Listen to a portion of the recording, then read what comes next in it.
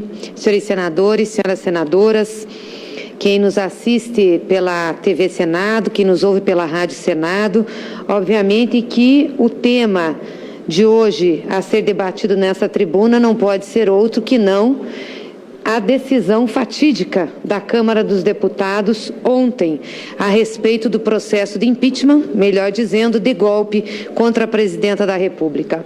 Foi um dia triste para a nossa democracia, muito triste, porque feriu a nossa Constituição e relativizou o poder do voto do eleitor. A decisão mais grave em uma democracia é desfazer o voto do eleitor. Essa é a decisão mais grave. Mas os instrumentos da democracia prevêem isso, e no caso a Constituição prevê isso através do impeachment, mas ela é clara em dizer que, para que o impeachment se processe, precisa ter o crime de responsabilidade bem definido, conceituado, aí sim você pode fazer um processo, abrir um processo de impeachment. E infelizmente o que nós assistimos ontem na Câmara dos Deputados foi tudo, menos a discussão em cima daquilo que daria razão, alguma razão, à abertura de um processo de impeachment. Como disse os senadores aqui que me antecederam, falaram em nome de tudo, do pai, da mãe, do irmão, da tia, do sobrinho, e usaram o nome de Deus em vão. Nunca havia uma sessão para se falar tanto em Deus usando o seu nome em vão.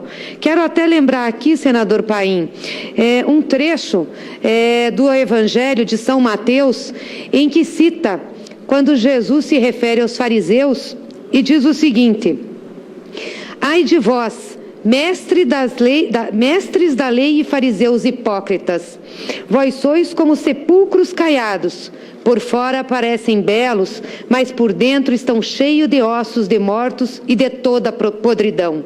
Assim também vós, por fora, pareceis justos diante dos outros, mas por dentro estáis cheios de hipocrisia e injustiça.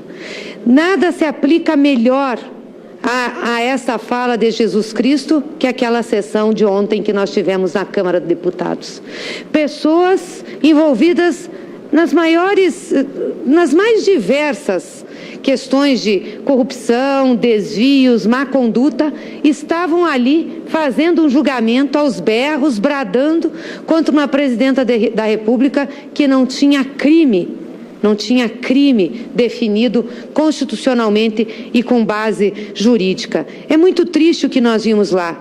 E penso que é triste para todos, não só para nós que defendemos a presidenta Dilma, mas penso que é triste inclusive para a oposição, penso que é triste para aqueles que defendem o impeachment, porque não consegui ver nessa casa setores da oposição que viessem aqui defender o que aconteceu ontem na Câmara.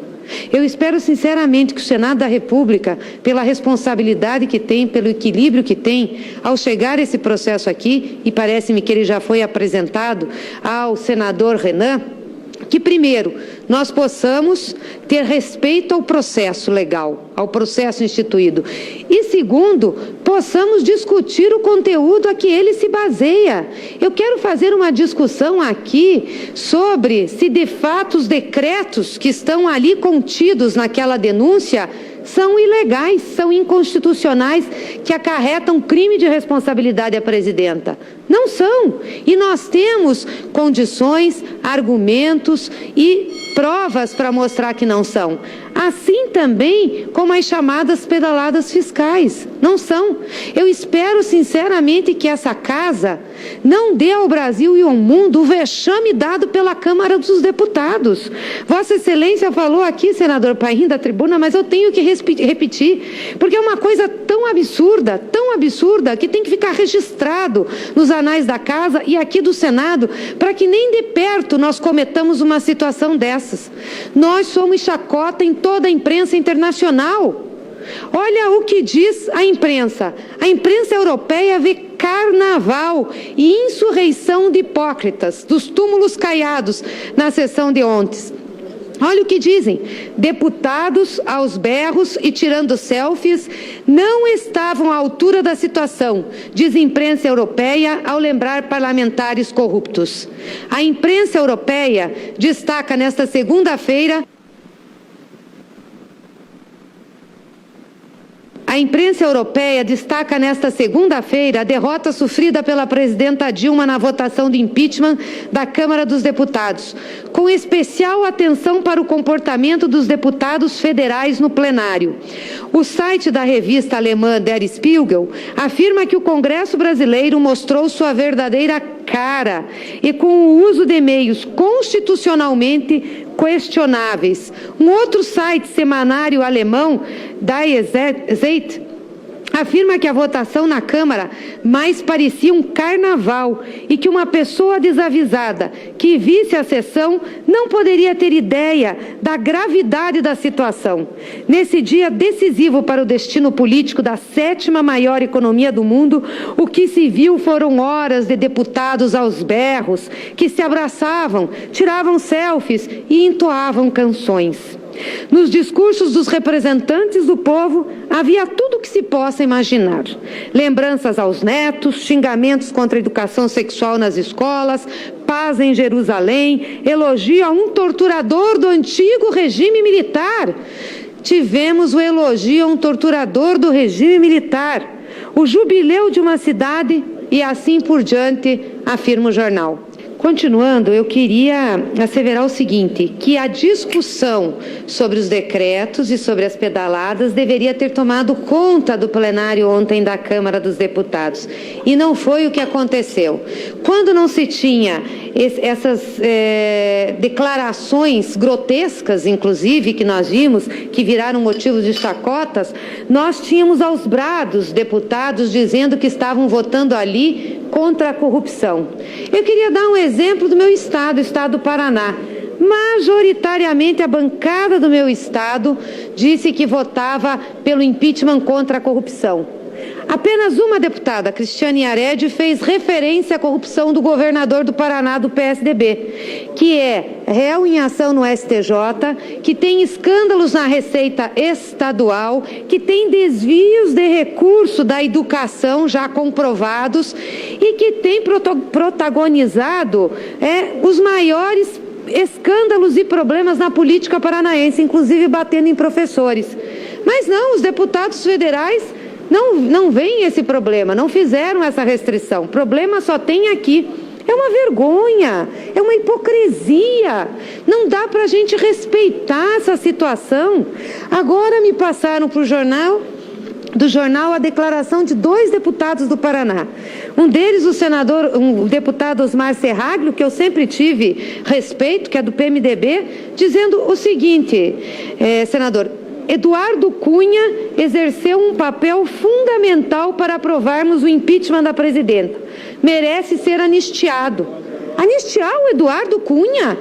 Aí o outro deputado do meu estado, Dilceu Esperafico, outro deputado qualquer não teria resistido às pressões do Palácio do Planalto. Vamos salvá-lo. Vamos salvar uma das lideranças políticas mais corruptas da nossa história? Que moral tem essa Câmara que protagonizou esse escândalo todo de ontem? Um vexame que nos coloca diante da opinião pública internacional de forma a ter vergonha do parlamento brasileiro.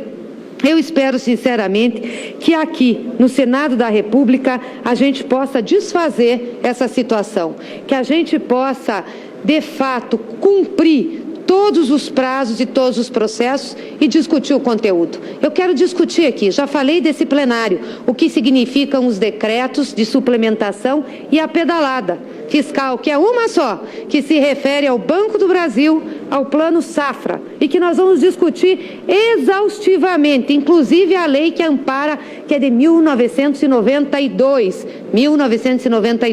assim como os decretos que encontram base legal e que têm sido feitos por diversos governadores nos estados brasileiros. Eu queria, para terminar, senhor presidente, terminar com uma frase que ontem o deputado Molon disse no plenário daquela casa e que, para mim, teve muito impacto. Ele disse o seguinte, que a Câmara iria decidir, e aqui eu coloco, a Câmara decidiu entrar no Palácio do Planalto pela porta dos fundos, pela traição, e não pela rampa da frente, pela porta dos eleitos. É lamentável o protagonista deste golpe ser o vice-presidente da República, que teve confiança da presidenta Dilma e ficou dentro do Palácio do Planalto, inclusive como seu articulador político. Ele abriu mão da sua dignidade para entrar no Palácio do Planalto pela porta dos fundos, pela porta dos traidores. Obrigada, senhor presidente.